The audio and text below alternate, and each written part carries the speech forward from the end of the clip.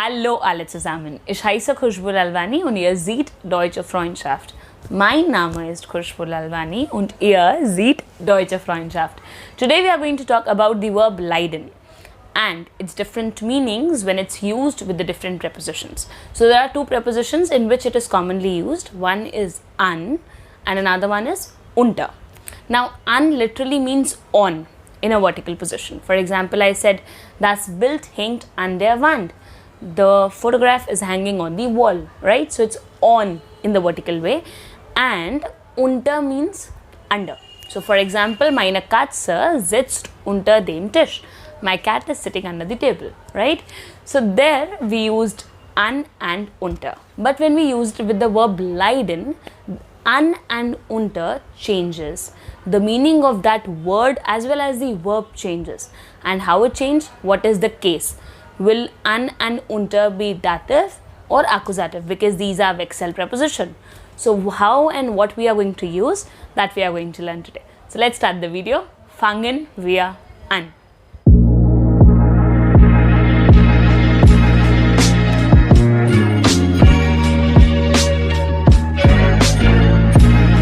So leiden as a verb without preposition means to suffer from something. To suffer from something, or to tolerate something, to bear something, right? These all are its meanings. Also there is a synonym verb for that, and that is etwas ertragen. Ertragen. E-R-T-R-A-G-E-N. Ertragen. So ertragen and leiden both are synonym verbs, right? Now when we talk about leiden an and leiden unter, first of all, when we talk about the case, leiden an will also be a dative case and leiden unter will also cover the dative case. So we can say leiden an plus dative and leiden unter plus dative. So both will be taking the dative case. Now let's talk about the second, and that is its meaning.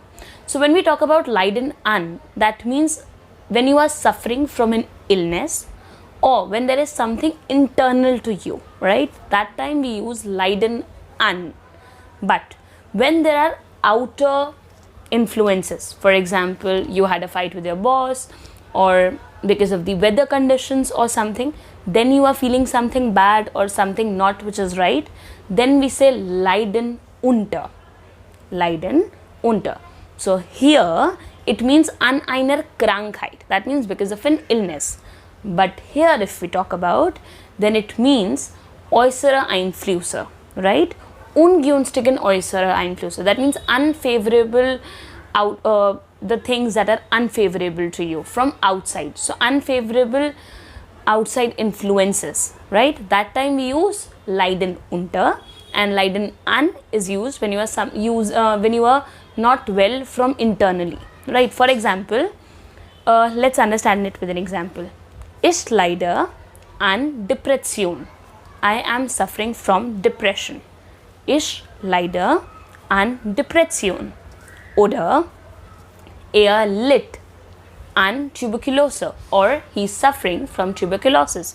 So whenever you are talking about an illness, an will be used, and whenever there are outside influences involved, we are going to use unter. So for example, das Volk leidet unter dem politischen Situation. The people are suffering from the political situation. That is obviously the unfavorable political situation, right? So the people are not well, they are suffering from it. So it's not something they are suffering internally, they are suffering because there is a political situation outside. So that is why we are going to use unter. So for example, I want to say I'm suffering from the humid weather, right? So that's not something which is internal to me. The weather is outside influence, right? So I can say ich leide unter dem feuchtwarmen Klima. I'm suffering from the humid weather, feuchtwarmen, right? That is humid weather. So it's something which is not right. क्योंकि बहुत humidity है, it's not even cold, it's not even hot, so it's very sweaty. So I'm suffering from that. So at that time we are going to use leiden unter. Again, the point comes is कि case दोनों का क्या है? Same. That is dative. But what is the difference? As I already told you, in an we have something that is very personal to us, right? That someone is suffering from an illness. That is something कि वो अंदर से ठीक नहीं है. And leiden unter is used when there is something, an outside influence, which is obviously unfavorable to you. I hope you got that. Now let's move to the exercises part.